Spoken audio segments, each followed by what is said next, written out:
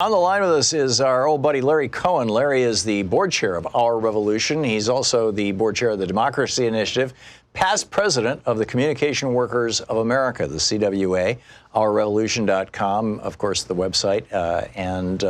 Larry, welcome back to the show. Yeah, great to be with you again. It is always fascinating talking to you.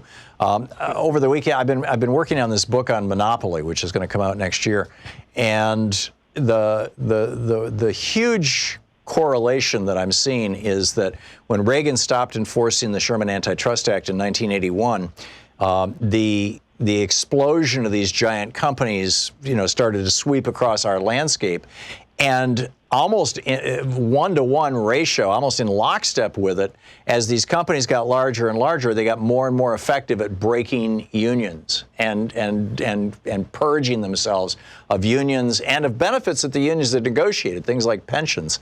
So we're kind of at a low point here. I mean, 40 years into the Republican war on labor, we've gone from a third of America being unionized to now 6% of the private workforce, 10% of the overall workforce. What is the state? Yesterday was Labor Day. What is the state of labor right now? Well, you did a good job of summing up the objective situation in terms of economics. And of course, what goes with that is falling wages in real dollar terms for most of my lifetime. So for more than half of my lifetime, more than 40 years. And things like healthcare costs, zooming during that time. So it's actually even worse than that. And as you said, the total destruction in the private sector, which is where the monopoly capital factors in, 6.4% of the private sector with collective bargaining rights is by far the lowest of any democracy in the world. In fact, Japan is probably the next lowest, and it's about 3 times higher, the collective bargaining coverage. So it's catastrophic in terms of that. Now, the good news would be, in the face of all that and in the collapse of our legal system, there are new initiatives, whether it's Fight for 15 or whether it's a project that I've been working on to promote what's called bargaining for all, to sort of get around this notion that, workers who try to organize and bargain have to fight off their own boss. And even when they win, they then just go to round 2, which is, do you ever get a union contract? All right. So how do you solve that problem? Well, so in most of the world, meaning the world's democracies, South Africa, Argentina, virtually all of Europe, bargaining is presupposed by sector. That's why we call it bargaining for all. So the whole hospitality sector would bargain at one time, not just fast food or not just McDonald's. And the government wouldn't be involved in the bargaining, but they would facilitate the bargaining in the same way that theoretically the NLRB is supposed to facilitate bargaining here now. So problem number 1 would be what happens when you have a government like this one.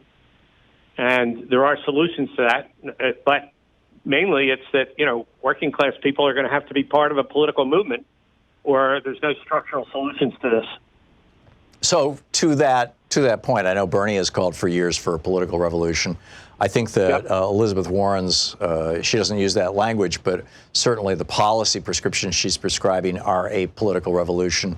Some of the other candidates, Pete Buttigieg, Kamala Harris, and Marianne Williamson, are calling for things that I think could easily be referred to as a political revolution. How does this play out? I mean, I look back at the history of the United States, and we had essentially a political revolution after the assassination of McKinley, when and I'm not, this has nothing to do with assassinations, but when Teddy Roosevelt became president in 1901 and just went, whole hog on trust busting and stuff like that, him and McKinley or him and Taft. Then we had a counter-revolution in 1920 with the election of Harding. Then we had another revolution in 32 with the election of Franklin Roosevelt. Then we had a counter-revolution with the election of Reagan in 1980. Each one of these turned on an economic crisis. Reagan after the hyperinflation of the Carter years, obviously the FDR after the Great Depression.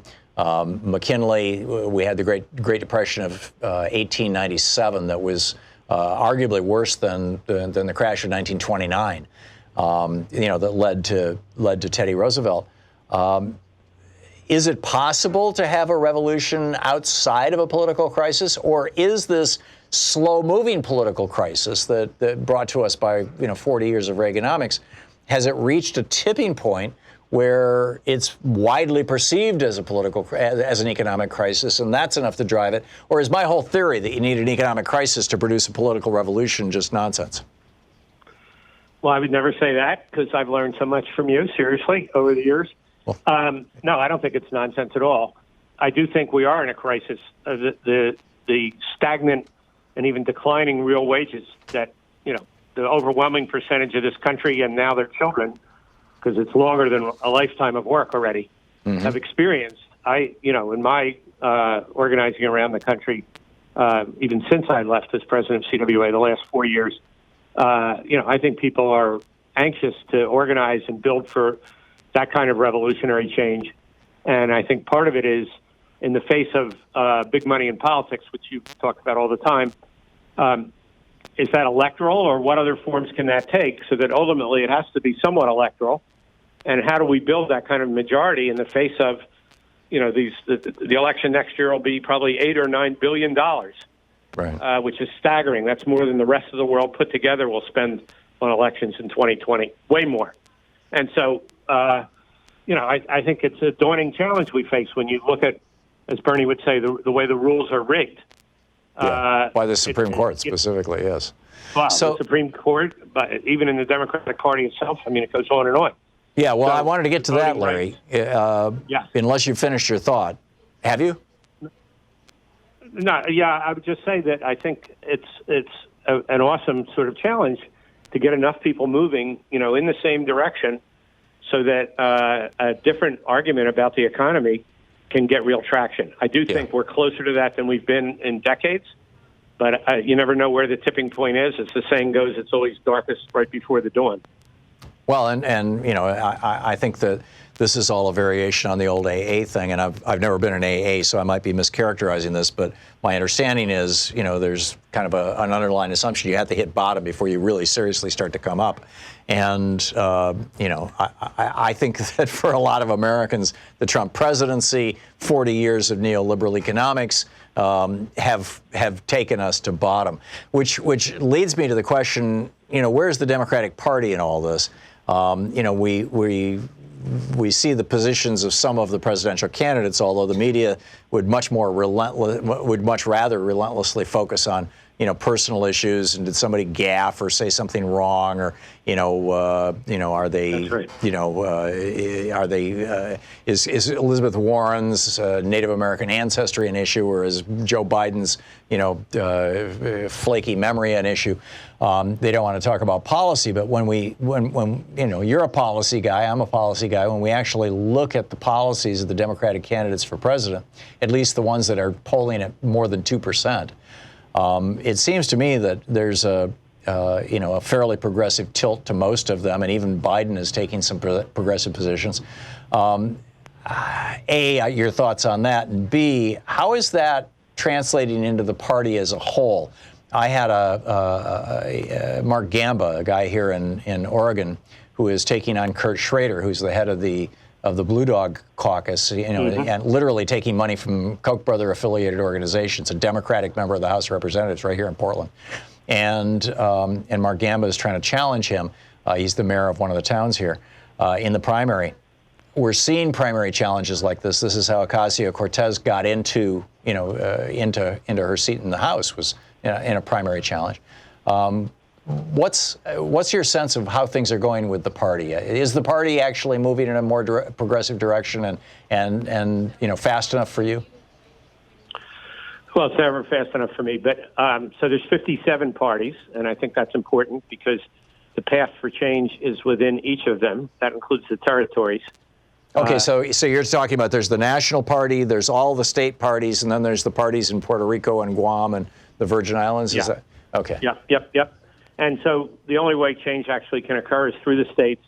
I've been on the DNC for 15 years, and I was heartened by the fact that there's now somewhere between 75 and 100 of us out of the 450 on the DNC that are pushing for real change.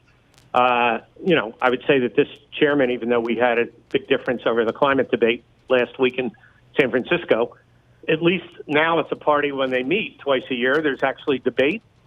We had a real debate about climate change. And so I think the party on that level is opening up, but it's driven by the change in so many of the states, particularly out west, including your Oregon and Washington and even California. And then all those western states are very, very different than the Democratic Party in the eastern and southern states, which hasn't changed, I would say, much at all, except for northern New England.